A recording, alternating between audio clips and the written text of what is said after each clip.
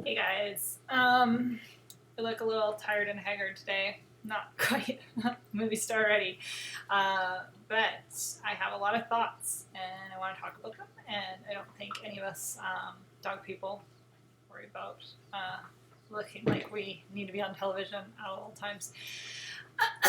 So basically, I got back from a show late last night. I left Friday early in the day. It was our first big road trip since COVID kind of started. We used to travel a lot, but not recently. So the dogs haven't been on the road in a while. At least not for like an actual away trial. We've traveled down to another city, but we drove back like same day. So it was different. It was Fable's first like overnight in a strange place dog show. We've camped. We've camped in our current setup with the dogs a lot, so they're used to that. But we haven't actually traveled for a show where I want them to work while we're on the road. So I have lots of thoughts because it used to feel easier than it was this time. This time was a little rough on all of us. Me, them, my husband. He came. So we had some awesome moments. We had some serious success, and then we had some this needs practice, especially because we're going to Updog Nationals in July. We're camping on site, and there's lots of stuff I want to make sure I work through so that my dogs are mentally sound and like actually able to give their best performances in that venue. Because this weekend it was not best performances from 2 out of 3. Let's go with that. So my challenge is I live on an island. So when I go away to a dog show, typically there's a ferry involved. And because I have an oversized vehicle, my dogs have to be left alone in the vehicle while we're on the ferry. So I can't be with them unless I hide in the back of the van, which I shouldn't do. So they do okay on the ferry. They seem to know we're on a ferry. They seem to know that they can be quiet and relaxed. Sometimes stuff happens on the ferry with other vehicles that can be intense for the dogs. So like I said, we're in an oversized vehicle. So we're in the bottom deck. So we have to leave the car. Down there, like the semis, other campers, cars and trailers, that kind of thing. So if someone's car alarm is going off, doesn't always get dealt with very fast. I've been on the ferry where it's gone like 30, 40 minutes straight with the car alarm going off. That can be stressful for the dogs. But I think our ferry ride over there was pretty good. And from there, we had a camping reservation booked. So we drove to the campground, which was, we have to say, like, I don't understand the concept of public campgrounds. Like everybody close together, not a lot of space. Like I understand you're in nature, but you're like really, it's almost urban with the amount of people there. And it seems to be kind of the same like group of people, like parents, little kids run around everywhere, and maybe they have like a dog. So I don't typically go to public campgrounds. When I camp, we go in the bush. The dogs can be off leash. There's no one around. It's really peaceful. It's calm. It's quiet. We don't have amenities though. There's like usually no bathrooms or showers, which to me is an easy trade-off to make. So this was a public campground. It was treed, so we're not in an open field. But the trees were not very dense. So you could see all the other sites. We got a site that backed onto wilderness area, so we just had people on each side. We weren't like completely surrounded, which would have been harder. We had our van. We brought our canopy, which has walls for it. We brought our X-Pens. I don't tie my dogs loose. I feel like if they were tied in a campground and a person or a dog came into our campground, it might go badly. My dogs get really leash frustrated, especially as like a group. Not all of them, but 2 of them. So that would have been a not great scenario. So we did X-Pens. We don't leave our dogs unattended in the X-Pens, especially in a campground. I don't want anyone like messing with my dogs. So either me or my husband are there the whole time with them. If we can't be, then they're loaded back in the van in their crates. We have Roughland crates for each dog that are bolted to the frame of our vehicle. So they're secure in there.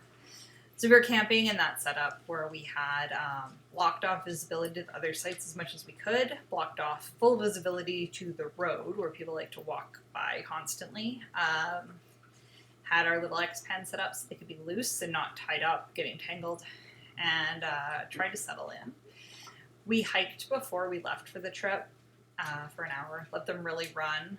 Before we left, though, my two older girls, one's coming out of heat, one's coming in. I noticed their stamina's been low.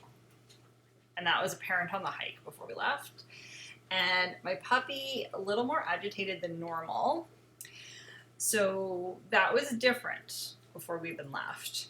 And then once we arrived, the campground we picked had a lot of hiking trails, which was great. They're on leash, not a big deal. I practice walking my dogs on leash. I hike them on leash. They know how to do that. I think it's an important skill to have for situations like this because we weren't allowed to have them off leash. And I don't think it would have been a good idea given like where we were and the amount of people there. So we hiked them once we were there. We settled down. They were a little bit agitated when we were first settling in. There is barking dogs in other campsites. So that's tricky. There's also like the park ranger coming in and out of your site to like check you in and that kind of stuff going on. So that was a struggle. We had a couple of alarm barking where I had to ask them to settle.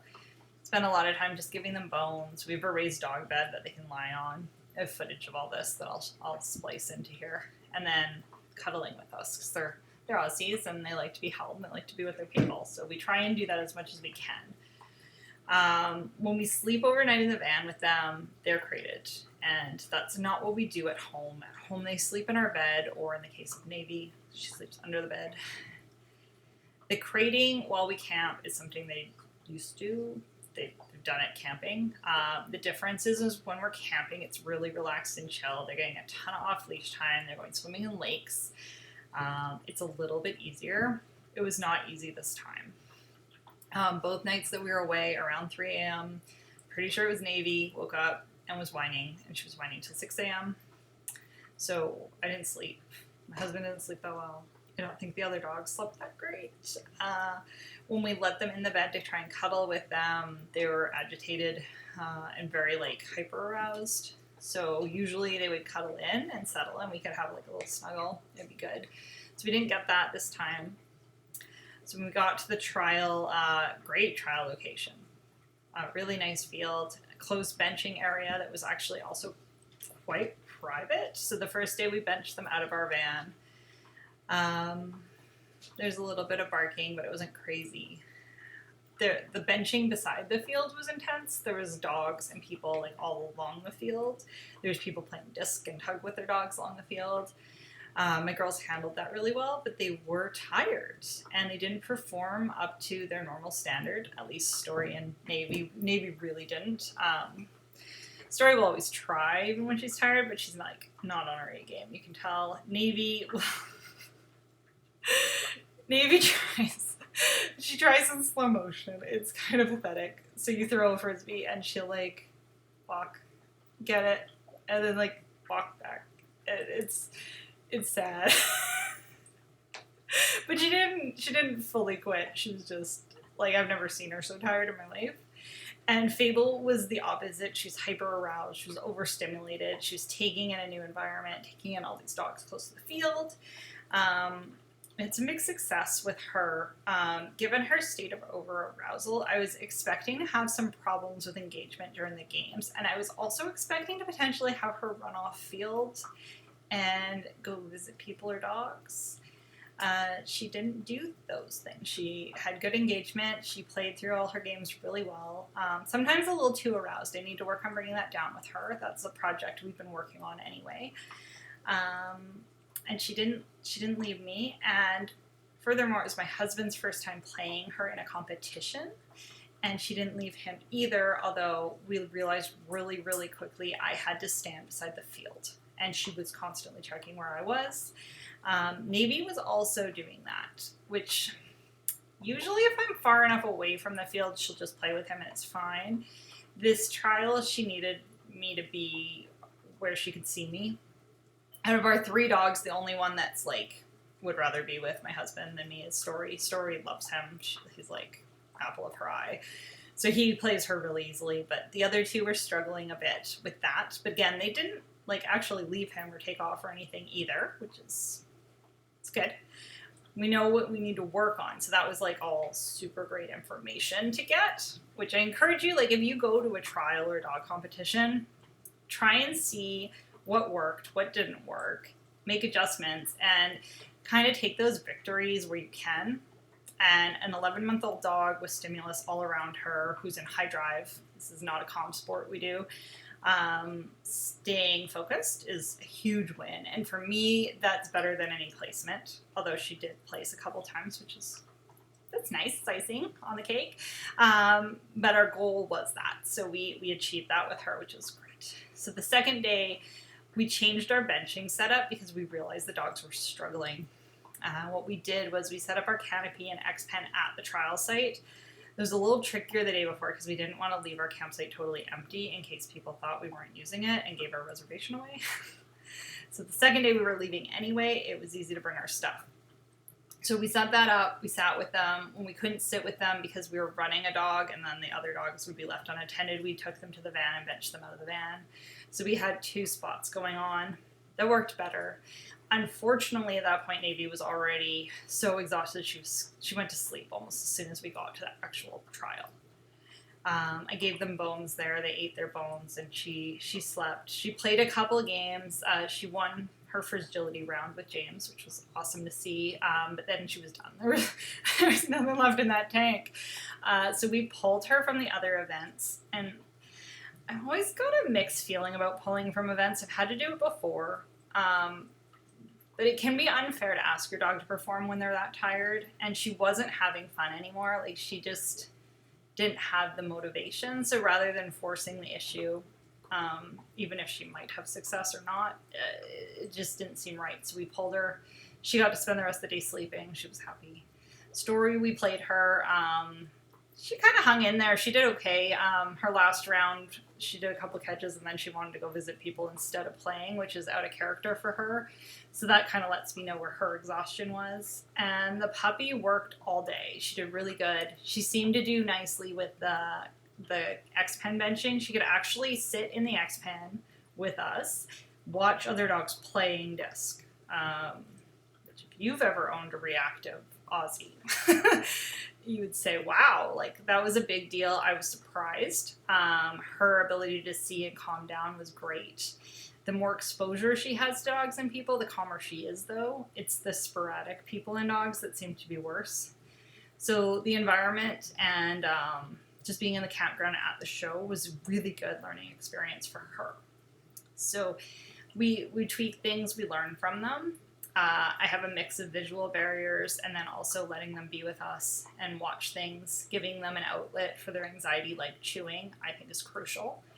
I am going to talk to my veterinarian about medication I can use for Navy to help her sleep, potentially at night when we're camping at these events, because it's really important she actually be able to rest, or I have to really think about whether it's ethical to bring her on the road to trial her, because that's not good to be stressed overnight where you're crying like that. It's not good for me. It's not good for her. So I need to find a solution.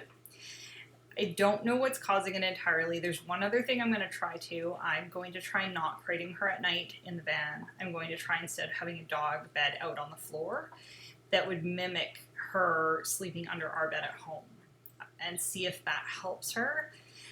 These things, anytime you have a dog that's struggling or something's not working, you have to kind of just think outside the box, do your best, try a couple things, understand it might work once and not the next time. And I don't think there's anything wrong with talking to your vet about medication if a dog has anxiety, to try and get some help. And I have an idea of what would work for her because I've used an anti-anxiety med for her previously when I traveled and I left her with a pet sitter because she really had a hard time there too. So yeah, that's my thoughts there on traveling. So I have videos and stuff that I'm going to clip in here so you guys can see our setup. I love seeing other people's setups. I love hearing what works for you, how you get your dogs calm and happy at trials, what works for you for benching, how you handle campgrounds. I personally don't really do hotels or motels anymore, but I did find my dogs do well in that scenario most of the time.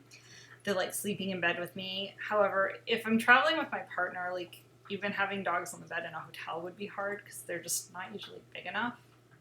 Our bed at home's a king, and we built an extension on it, so there's extra room for the dogs on our bed, which we just don't have when we travel. So yeah, share your thoughts, share what works for you. We can all kind of work as a community, because ultimately, anytime you're at a trial or you're doing stuff with your dogs, you want them to have a good quality of life while you're on the road, and you want to enjoy your time with your friends. And I definitely like seeing people succeed. I want everyone to be able to do their best. And if your dogs are not well rested and mentally like checked in, it can be really hard to do your best. So I thought I would have this discussion with everyone. I'm seeing some of the ideas popping in from the Facebook group. People are talking about like what kind of crates they use, if they crate in the car or not, if their dogs are loose, if they do seatbelts. That's all important conversation too, because when we're driving with our dogs, we need to look at safety and anxiety, and I know some dogs who really struggle with being able to see out car windows while they're traveling. I haven't had a dog like that, but I have a vehicle that would be compatible with having a dog like that, because it is something I think about. I know dogs from my line that struggle with movement and other vehicles driving past. So it's all good food for thought. And we've created Legion of Dogs so we can talk about this stuff. Like, how do you travel? How do you handle different scenarios with all these dogs when you're not at your home base where everything is normal? Hope you guys have a great day. Bye.